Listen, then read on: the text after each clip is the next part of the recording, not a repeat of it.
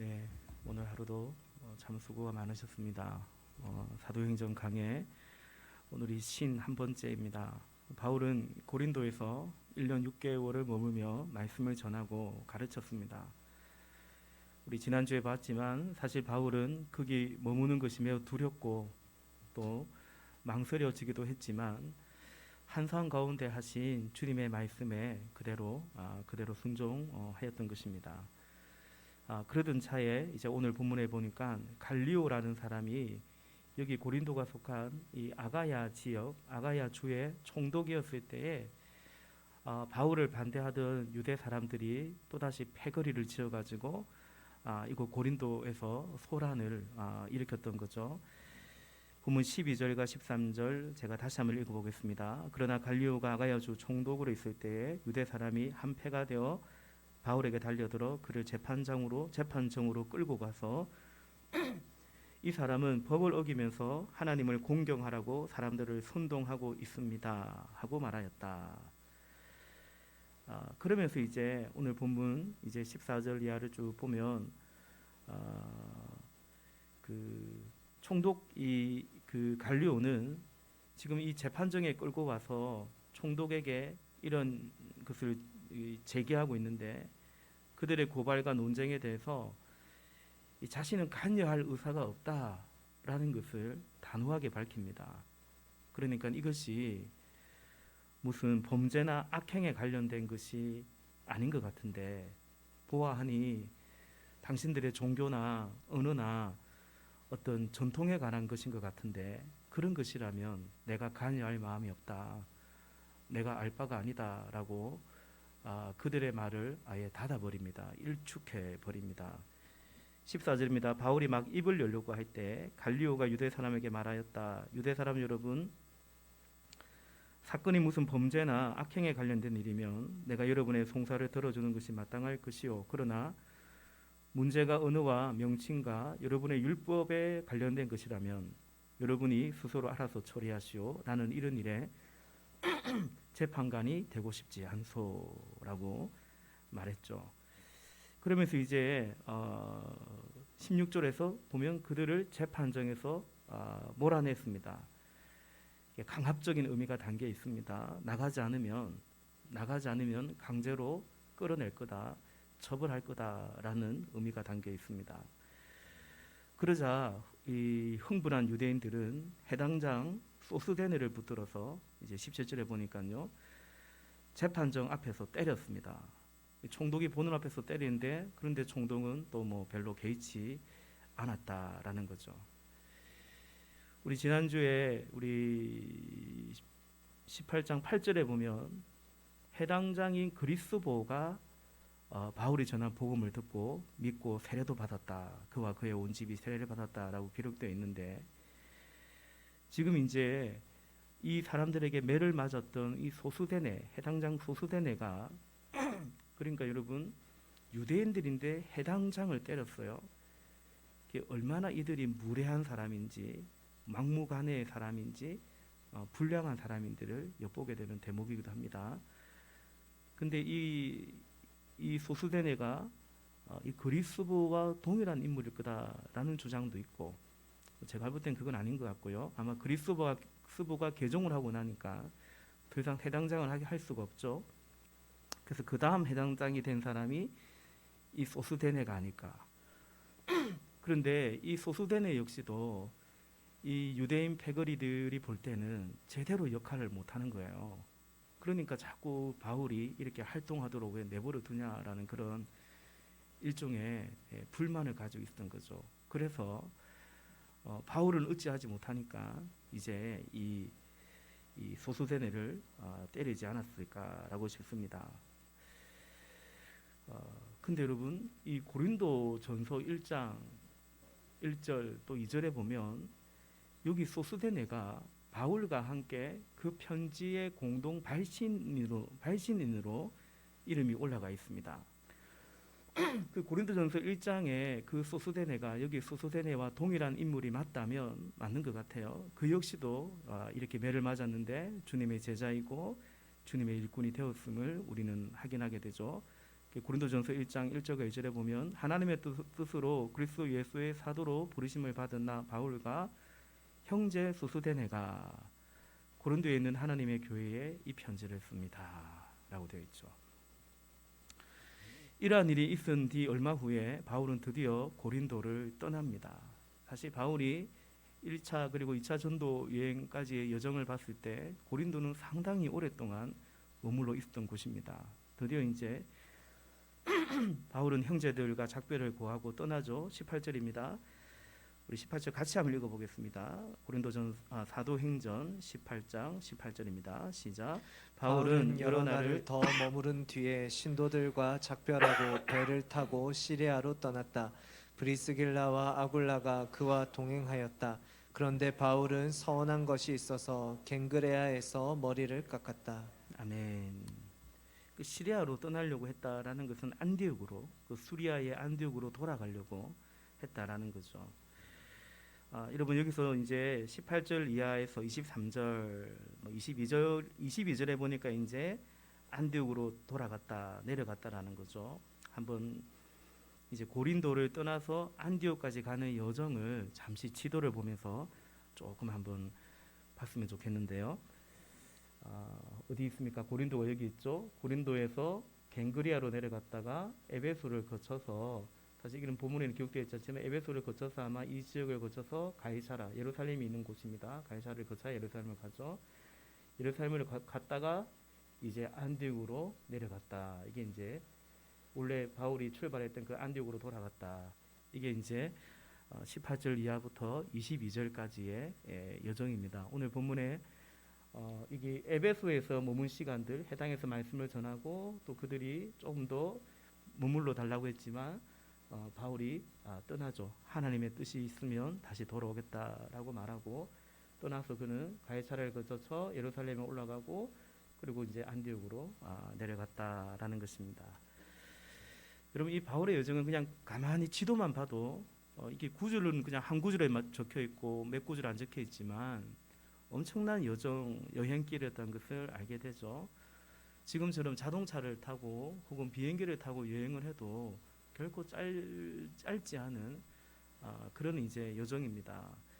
당시에는 뭐 걸어 다녔을 것이고 아니면 이제 바다를 건너야 되니까 배를 타고 건넜을 것인데 그렇게 걷거나 도보나 배를 타는 것 외에는 다른 이동 수단이 거의 없었을 거라고 봤을 때 정말 쉽지 않은 여정을 이렇게 복음 전하기 위해서 사도가 그리고 동행한 우리 형제들이 그렇게 이동을 했던 것을 보게 됩니다.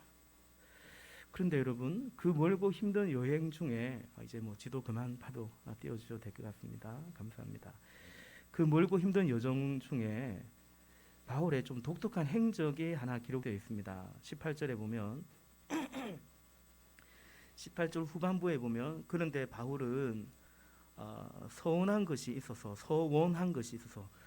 발음을 잘해야 될 것 같습니다. 서운한 것이 있어서가 아니고 서운한 것이 있어서 갱그리아에서 머리를 이제 깎았다라고 적혀 있습니다. 여기서 우리가 자연스럽게 연상할 수 있는 것은 구약 성경에 있는 그 나시린에 대한 규례를 연상하게 됩니다. 일단 서원이라는 것도 그렇고 또 머리를 깎았다라는 머리를 밀었다라는 것에서도 그러합니다. 구약 성경 특별히 민수기 6장에 보면요 나시린의 서원과 또 규례에 대한 말씀이 있습니다. 나시린은 하나님 앞에 자신을 구별하고 자신의 삶을 하나님께 헌신하기로 한 자들이죠. 그 가운데 머리를 깎는 것에 대한 두 가지 규례가 있습니다. 머리에 대한 두 가지 규례가 있어요. 머리에 대한 그러니까 머리를 깎아야 되냐 말아야 되냐 이것에 대한 두 가지 규례가 있는데 첫째는 나시린으로 서원을 하면 뭐 시체를 멀리해야 되고 뭐 포도주를 입에 대면 안 되고 또한 머리를 자르면 안 된다라는 거죠. 우리 민수기 6장을 여러분 한번 성경을 찾아봅시다. 우리 이제 오늘 본문은 이제 봤고요. 우리 제가 설명을 드렸고 구약 성경 민수기를 한번 보겠습니다. 민수기 6장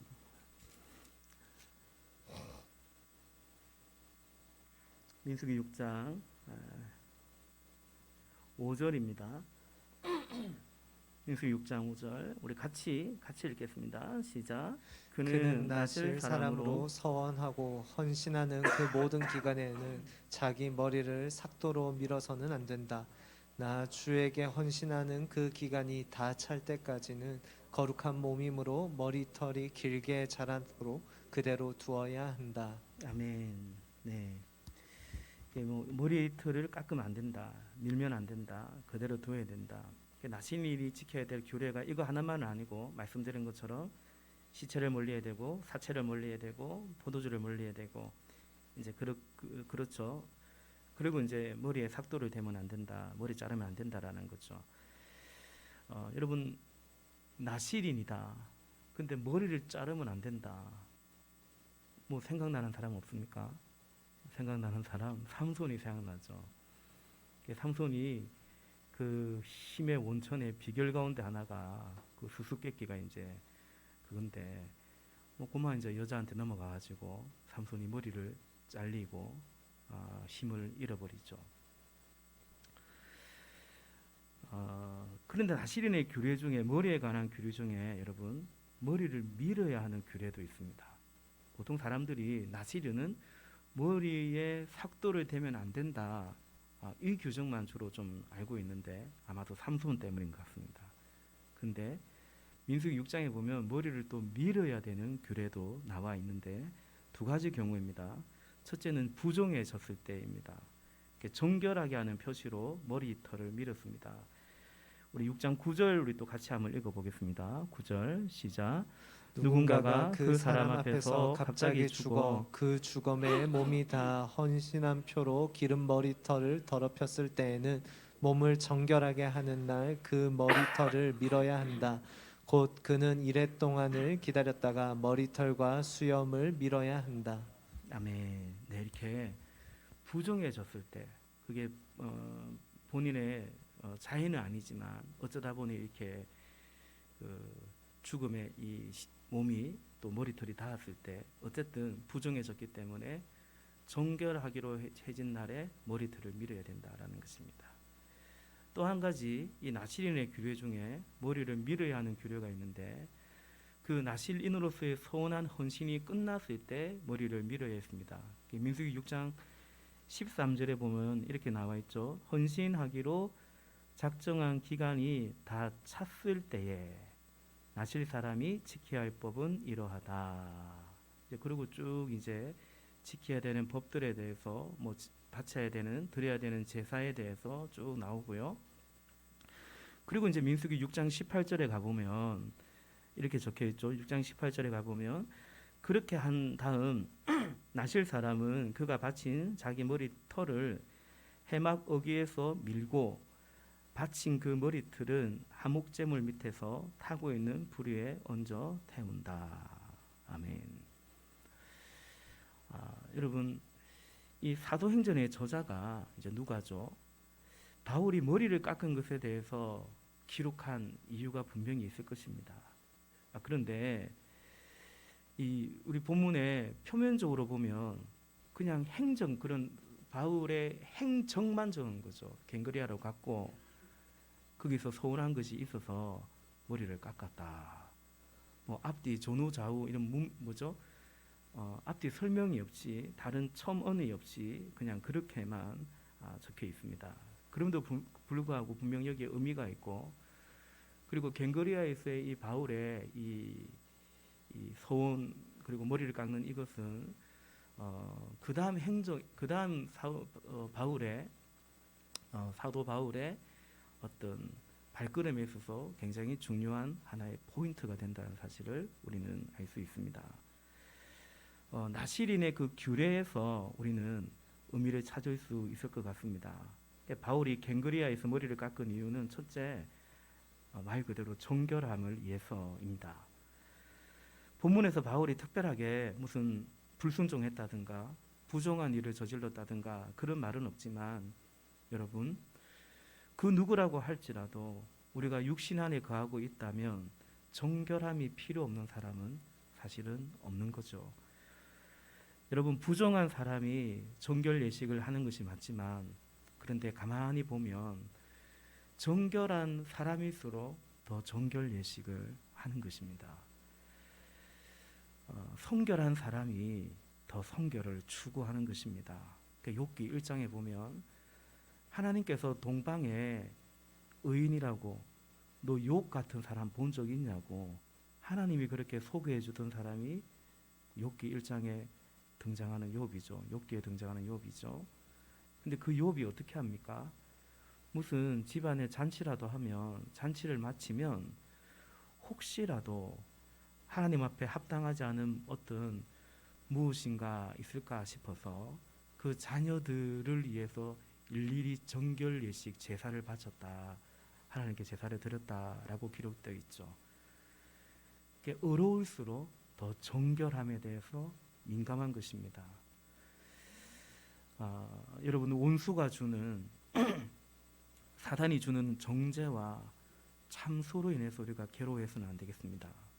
그러나 주님의 빛 앞에서 그 주님을 순결하신 우리 주님을 더욱더 닮아가기를 바라는 마음으로 잎새에 있는 바람에도 나는 괴로워했노라 노래했던 그 시인처럼 성자만이 참회록을 쓴다라는 그 말이 있는 것처럼 여러분, 우리가 죄에 대하여 묻어두지 말고 고마 다 그렇게 사는 거지, 그렇게 이 세대를 본받아 가지 말고 더욱더 정결하기를 사모하면서 우리 주님 오시는 그날 할 수만 있다면 점도 없고 흠도 없이 주님 앞에 우리가 설 수 있기를 바라는 마음으로 신랑 되신 주님이 오실 때 단장한 신부가 되어서 그 혼인잔치에 예복을 입고 그 혼인잔치에 참여하는 마음으로 오늘 우리 역시도 늘 정결함에 더 힘써가야 될 줄로 믿습니다. 바울이 갱그리아에서 머리를 깎은 두 번째 이유는 감사의 고백입니다. 나실일의 헌신이 끝났다라는 것은 이제 더 이상은 헌신의 삶을 살지 않겠다라는 것이 아니고, 또 한편으로는 여기까지 내가 소원하고 주님께 헌신할 수 하겠노라 했는데, 그런데 여기까지 그것을 마칠 수 있도록, 그것을 감당할 수 있도록 하나님이 인도해 주심에 대한 감사의 고백이 있는 거죠. 그래야 감사의 제사를 드리고 머리를 깎고 또 그렇게 했던 것입니다. 나실인이 머리를 미는 이유 중에 중요한 하나는 이유는 바로 감사였습니다. 바울이 지금 그런 심정입니다. 2차 전도 여행의 이제 끝자락에서 다시 그가 출발했던 안디옥으로 돌아가면서 여기까지 인도하신 주님께 감사하는 마음으로, 주님께 내가 헌신하고 소원하고 기도하였는데 주님이 그렇게 응답해 주시고 지켜주시고 보호해 주시고, 사실 얼마나 어려움이 많았습니까? 그것에 대한 주님에 대한 감사의 표현인 것입니다. 여러분, 정결한 자가 정결함을 더더욱 또 사모하고 추구한다고 말씀드린 것처럼 여러분, 감사 또한 그러합니다. 감사한 자가 또 다시 감사합니다. 불평하는 자가 사실은 또 불평하는 것이고요, 감사하는 자가 또 감사하는 것입니다. 바울은 다시 이제 안디옥으로 돌아가면서 범사에 감사하고 범사에 아무쪼록 주를 인정하고 쫓으려고 애를 썼는데, 오늘 바울은 이렇게 특별한 마치 주님 앞에 제물을 드리는 마음으로 오늘 하나님 앞에 감사의 제사를 드리고 머리를 깎았다라는 것입니다. 세 번째, 바울이 갱그리아에서 머리를 깎은 이유는 재헌신의 그런 의미입니다. 재헌신의 고백입니다. 오늘 본문의 배경은 말씀드린 것처럼 바울의 2차 전도 여행의 끝자락입니다. 바울의 2차 전도 여행은 우리 읽었던 사도행전 18장 22절에서 그가 처음 출발했던 그 예루살렘을 거쳐서 그가 처음 출발했던 안디옥에 도착하는 것으로 이제 끝나게 됩니다. 근데 바로 그 다음 구절 23절에 보면 얼마 동안 있다가 또 바로 떠났다라는 것이 기록되어 있죠. 다시 떠납니다. 그것이 그 출발이 뭐냐면 이른바 바울의 3차 전도 여행입니다. 그러니까 안디옥에 별로 머물지 않고 그는 곧바로 다시 출발을 했던 것입니다. 요즘 우리가 주일에 사무엘서 말씀을 보고 있는데 다윗을 보고 있죠. 다윗이 항상 주님께 여쭙지요. 주님, 내가 어디로 가리이까? 주님, 내가 올라가리이까? 주님이 저들을 나에게 붙이시겠나이까? 늘 주님께 묻습니다. 성경 저자는, 역대기 저자는 다윗은 물었고 사울은 묻지 않았다라고 다윗과 사울의 차이점을 그렇게도 규정하고 설명하기도 하죠. 오늘 갱그리아에서의 바울도 여러분 그런 것입니다. 재헌신을 하며 머리를 깎으며 어떤 마음이 있냐면, 주님 감사합니다. 여기까지 인도하심에 감사합니다. 이제 어떻게 할까요? 이제 내가 무엇을 하기를 원하십니까? 어디로 가기를 원하십니까? 그런 의미가 있는 것입니다. 바울은 주의 일꾼인데, 사역자인데, 그런데 종이죠. 그러나 사역하다 보면 사역자가 될 수 있습니다. 사역하다 보면 일꾼이 될 수 있습니다. 그러니까 내 일이니까, 내가 맡은 일이니까 열심히도 하고 또 잘하기도 하고 잘 되기를 바라기도 하죠. 그런데 여러분, 그러므로 여러분 멈춰야 하는 것입니다. 여기 갱그리아에서 멈췄습니다. 그래서 사역자가 아니라 종이라는 사실, 종이 되어서, 주님의 종이 되어서 이제 일꾼 되고 다시 사역을 해가야 된다는 것을 우리는 확인합니다. 갱그리아에서 바울은 아마도 그와 같은 시간을 가진 것 같습니다. 그가 서운하고 머리를 깎은 것에는 그런 고백과 결단도 들어가 있는 거죠. 그런데 여러분, 이 갱그리아에서의 바울의 서운과 재헌신은 아주 결연한 의지가 더더욱 들어가 있습니다. 여러분, 보통 우리 사회에서, 우리가 살아가는 세상에서 머리를 깎는 경우 언제입니까? 투쟁 이런 거 할 때 머리를 깎죠. 그죠? 단식, 삭발투쟁 이런 말 하지 않습니까? 삭발하고 단식하고 결연한 의지를 표현할 때, 그때 이제 머리를 깎지 않습니까? 오늘 바울이 재헌신할 때 아주 결연한 의지가 들어가 있음을 우리는 보게 됩니다.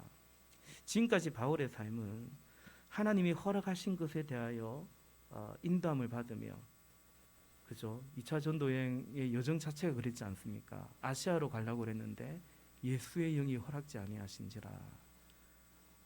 마게도냐 사람의 한상을 보여주면서 건너와서 우리를 도와라.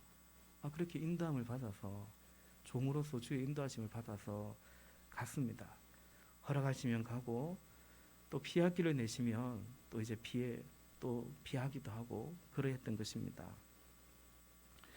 여러분, 바울의 1차, 2차 전도 여행, 바울의 전도 여행을 두고 그게 성공이냐 실패냐 그런 어떤 잣대로 판단하는 것은 아니지만, 그럼에도 여러분, 냉정하게 볼 때 바울의 전도 여행은 그렇게 바울의 계획대로, 그가 생각한 대로 무엇인가 잘 진행되고, 쉽게 말해서 순적하게 그렇게 형통하고, 사실 그런 것은 아니었던 것입니다. 우리가 지금까지 봤지 않습니까? 바울은 주로 복음을 전하다가 쫓겨나다시피 하면서 다른 곳으로 갔습니다. 주로 대적들 때문에. 결국은 고린도에서도 결국은 대적들 때문에 떠나는 격이 되었던 것이죠. 대적들 때문에 다른 곳으로 이동하는 경우가 많았습니다. 그런데 그것이 결국은 주님의 인도함이었기도 했던 것입니다. 여러분, 우리가 우리 계획대로 되지 않음으로 인해서 결국 우리가 주님의 계획과 주님의 뜻을 따라서 살아가는 경우가 사실은 적지 않습니다. 그렇게 생각할지 모르겠습니다. 그렇게 이해할지 모르겠습니다. 우리의 생각대로 되지 않아서 우리 계획대로만은 되지 않아서 결국은 주님의 생각과 계획과 그나마 그 뜻에 따라 우리가 살아가는 경우가 참 많습니다. 여러분 죄송하지만 우리는 두 가지 영역에서 두 가지 차원에서 주님의 생각과는 다른 생각을 품고 다른 생각을 가지고 살려고 하는 경향이 적지 많습니다. 두 가지 영역에서 차원에서요. 첫째는 동기입니다. 동기적 차원에서 뭐 취지 같은 거죠. 우리는 나의 영광을 구하기 쉽고 나의 욕심을 이루고 싶어하는 마음이 많기 때문에 그렇습니다. 동기적인 차원에서부터 주님의 생각과 다를 수 있다라는 거죠. 예수님의 제자들이 사실 다 그랬지 않습니까? 주님을 따랐습니다. 뭐 배도 버리고 거물도 버리고 직장도 버리고 주님을 따랐지만 그들의 동기는 예수님의 생각과 많이 달랐습니다. 함께 예루살렘으로 올라가고 같이 동행하고 있고 같은 길을 가고 있고 같이 예루살렘을 가고 있지만 그야말로 동상이몽이었습니다. 예수님이 예루살렘으로 올라가는 이유와 그들이 그 예수님과 함께 예루살렘으로 가는 이유는 전혀 달랐지 않습니까? 주를 따랐습니다. 동기가 근데 그들은 주님의 생각과 많이 달랐습니다. 두 번째, 주님의 생각과 우리가 다를 때가 있는데 어떤 차원에서 다른가 하면 방법입니다. 방법. 동기는 오를 수 있습니다. 자기의 욕망이 아니라 주님의 나라 또 의를 쫓아갈 수 있습니다. 동기는 옳은데 문제는 그것을 해가는 방식에서 주님의 생각과 또 다를 수 있다라는 것입니다. 대표적으로 여러분 모세가 그러했죠. 모세는 이집트 왕자로서 얼마든지 그죠? 호의호식할 수 있었고 부귀 영화를 누릴 수 있었지만 히브리서 기자가 말하는 것처럼 그는 애굽의 부하보다 자기 동족과 함께 고난받기를 자처했더랬습니다. 그런데 그래서 자기 동족을 괴롭히던 그 이집트 군사를 주먹으로 때려 죽였지 않습니까? 혈기가 있었습니다. 그는 스스로 재판장이 되려고 했습니다. 동족이 그러죠. 누가 너를 우리 재판장으로 세웠냐고. 하나님이 모세를 나중에 재판장으로 세우십니다. 지도자로 세우십니다. 그러나 40년이라는 강야의 시간 후에 이제는 내가 누구이기에 내가 어떻게 그런 일을 할 수 있냐고, 내가 어떻게 바로게 갈 수 있냐고, 그때 너 발에서 진을 벗어라 말씀하시면서 그 모세가 이미 40년 전에 가졌던 동족을 향한 그 마음을 주님이 받으시고 그 동족을 위해서 주의 나라를 위해서 주님이 모세를 들어 쓰시는 것을 보게 되죠. 사실 따지고 보면 바울도 그랬습니다. 바울도 열심으로는 특심이었습니다. 그가 그 다메섹에 예수 믿는 사람 때려잡으러 갈 때 자기 어떤 사사로운 이익을 위해서 그런 게 아니고 자기 영광을 위해서 그런 것이 아니고 그것이 주님을 위한 것이라고 그도 생각해서 그랬지 않습니까? 그런 것처럼 우리가 때로는 방법이 주님의 생각 혹은 주님의 타이밍과 다를 수 있습니다. 여러분 이 말씀을 준비하면서 이런 묵상이 듭니다. 사람들이 말이죠. 사람이 원래부터 처음부터 하나님의 뜻을 구하는 것은 참 어려울 것 같다라는 생각을 해봅니다. 왜냐하면 그렇게 생겨먹지 않았기 때문에 그렇습니다. 거의 없는 것 같아요. 다윗 정도가 아닐까. 왜냐하면 소년 다윗을 만날 때부터 하나님께서 내가 이새의 아들 다윗을 만났는데 내 마음에 쏙 드는 사람이다 말씀하셨죠. 그런데 그 다윗마저도 얼마나 오랜 시간, 강야의 시간, 연단과 시련의 시간이 있었는지 우리는 알고 있죠. 그래서 하나님은 결국은 어쩌면 우리의 계획의 어긋남을 통해서 하나님의 계획을 이루어 가신다는 사실을 우리는 잘 기억해야 될 것 같습니다. 그래서 그 가운데 우리에게 필요한 것은 뭐냐면 믿음이 필요하고 믿음 안에서 인내가 필요합니다. 그래서 야고보 선생은 하나님께서 우리의 삶을 이루어가는 것을 어떻게 말하냐면 인내를 온전히 이루라 말합니다. 이는 너희로 온전하고 구비하여 조금도 부족함이 없게 하려 함이라 라고 말씀하십니다. 하나님은 우리의 목자가 되셔서 우리 인생을 인도하시고 우리 인생을 채우시는데, 근데 인내라는 것을 통해서 우리의 것을 채우신다라는 것입니다. 여러분, 우리가 일을 해서 또 물질의 공급도 받는데, 근데 사실은 그 일을 한다는 거, 사업을 한다는 거, 또 우리가 미래를 위해서 뭔가 또 도전하고 준비한다는 거, 사실은 다 인내이죠. 인내를 통해서 하나님이 이루시고 채우시는 것을 우리는 많이 보죠. 그 안에서 우리는 결국은 우리 삶의 어떤 목적이 뭔가, 우리가 과연 성취한다는 것이 무엇인가, 가령 형통이라는 것이 무엇인가, 그것은 곧 하나님과 동행하는 것이라는 사실을 우리는 배워가는 것 같습니다. 그래서 창세기 저자도 제가 자주 말씀드리지만, 하나님은 요셉의 생애에서 그의 삶이 정말 형통하지 않아 보이는데 하나님과 함께함을 두고 형통이라고 말하는 거죠. 하나님께서 우리에게 원하는 것은 겸손히 내 하나님과 동행하는 것이라고 미가 선지자를 통해서도 말씀하시는 것입니다. 결국 부족함이 없고자, 내 삶에 부족함이 없고자 주님은 나의 목자시고 그렇게 목자를 찾았다고 한다면, 이제 주님이 목자이심으로 부족함이 없노라 이제 노래하고 고백하도록 우리를 인도하시는 거죠.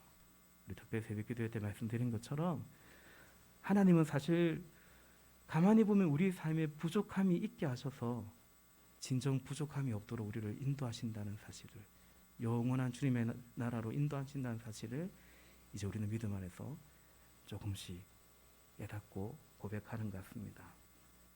그리고 그 안에서 어떻게 합니까? 그 안에서 우리의 삶을 주님께 점점 의탁해 가는 거죠. 내 삶이 주님 안에 있구나 맡겨드리는 것입니다. 오늘 바울이 에베소의 성도들에게 좀 더 머물러 달라고 했을 때도 하나님이 허락하시면 다시 오겠다. 하나님께 의탁하는 가는 믿음으로 나아가죠. 그런데 오늘 갱그리아에서의 바울의 서원은 이제 그 의탁을 넘어서 또 헌신으로 이어가는 것을 보게 됩니다. 의탁을 넘어 헌신으로, 그리고 그 헌신하되 어떻게 헌신하냐면 즐거이 헌신하는 것으로. 우리가 잘 아는 시편 110편 3절 말씀에 우리 찬양의 가사로 잘 알죠. 주의 권능의 날에 주의 백성이 거룩한 옷을 입고 즐거이 헌신하니 새벽 이슬 같은 주의 청년들이 주께 나오는도다 말씀합니다.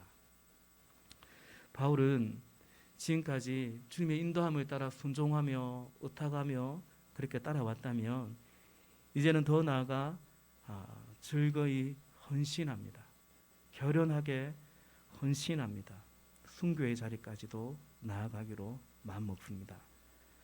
그래서 이제는 피할 길이 있어도 무작정 피하지 않고 어디로 가냐면 내가 로마에 가야 된다. 내가 예루살렘으로 올라가서 내가 로마에 가리라 라고 말하죠.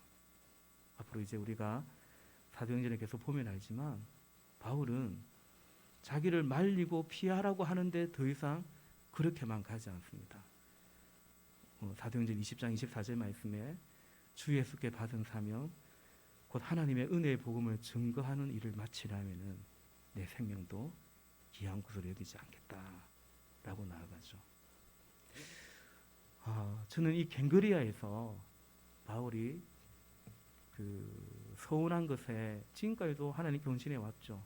감사하며 다시 머리를 깎으며 재헌신할 때 사도 바울이 그런 결단을 했을 거라고 봅니다.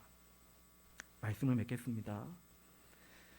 제가 그렇게 말씀드렸죠. 바울의 사역은 어찌 보면 별로 막 순적하게 이래 막 그렇게 잘 된 것 같지는 않다라는 생각이 사실은 듭니다라고 말씀드렸습니다. 그걸 성공이냐 실패라는 잣대로 볼 수는 없어요. 바울도 그렇게 생각하지 않았습니다. 그죠? 그럼에도 불구하고 우리가 인간적인 관점으로 볼 때 좀 실패라고 뭐 별로 그 정도밖에 결신자가 없냐고, 뭐 그 정도밖에 교회를 세우지 못했냐고, 그냥 지금의 모습만 본다면 나중에 우리가 빌립보서나 데살로니가서나 고린도서나 이런 말씀 보면 보이는 것이 다가 아닙니다만은, 사도행전의 기록이 다가 아닙니다만은 여러분 그렇습니다. 근데 바울의 실패가 아니죠. 바울의 실패가 하나님의 실패가 아닙니다. 우리의 실패가 하나님의 실패가 아닙니다. 사실은 우리의 실패가 오히려 진정한 성취이고 하나님의 인도함일 때도 적지 않은 것 같습니다. 그러므로 여러분, 오늘 갱그리아에서 바울이 서운하고 머리를 깎았다고 한다면, 우리가 오늘 이 본문 가운데 오늘 우리의 이 자리가 갱그리아가 되었으면 좋겠고, 그런 마음으로 우리가 추구할 것은 뭘까요? 우리가 서운할 것은 뭘까요? 정결함입니다. 정결함이죠. 그리고 우리가 추구하고 우리가 소원할 것은 감사입니다. 감사입니다. 하나님이 여기까지 인도하심을 감사하는 것입니다. 나 같은 죄인 살리신 거 감사하고, 그리고 이렇게 주님의 일에 써주신 것에 감사하고, 이런 나라도 주님께서 써주시니 감사하고, 나는 죄인 중에 개수였는데, 나는 원래 복음의 해방꾼이었는데, 디모데전서 1장에서 말하는 것처럼, 그런데 나를 충성되이 여겨서 직분을 맡기시고 복음의 일꾼 삼으시고, 감사한 거죠. 감사한 거죠. 우리 이제 싱글, 또 작년 우리 목자 목녀님들이 참 애를 쓰십니다. 시간 조금씩 지나면 지날수록 더 감사한 거죠. 좀 힘들기도 하고, 그렇지만 우리가 그래서 늘 이 갱그리아 같은 그 자리가 필요합니다. 정결함을 돌아보고 감사할 수 있는, 그리고 계속해서 의탁하고 헌신하는 거죠. 의탁을 넘어 헌신도 하고, 헌신을 하되 즐거이 헌신하는 것입니다.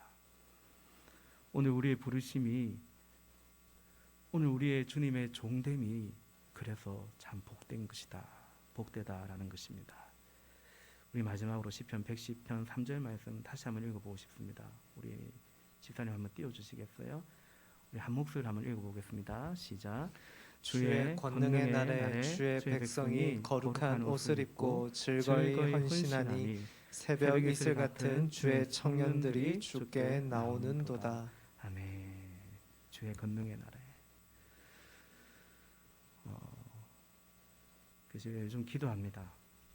우리 교회 안에서 성령에 대한, 무엇보다 제가 이제 성령에 대한, 성령 사역에 대한 하나님 주시는 마음을 계속 품고 기도하고 있습니다. 주님의 권능의 날에 우리가 성령의 충만함을 입고 성령의 권능을 덧입고 성령의 은사를 우리가 또 사모하며 그 은사를 힘입어서 우리가 즐거이 헌신해서 육신의 나이와 상관없이 새벽 이슬 같은 주의 청년들로 주께 헌신할 수 있기를. 사랑하는 성도 여러분, 이 말씀이 성취되는 우리 교회가 되고, 우리의 가정, 우리의 자녀들이 되고, 또 우리의 청년들이 될 수 있기를, 우리 모두가 될 수 있기를 주님의 이름으로 축복합니다. 기도하시겠습니다.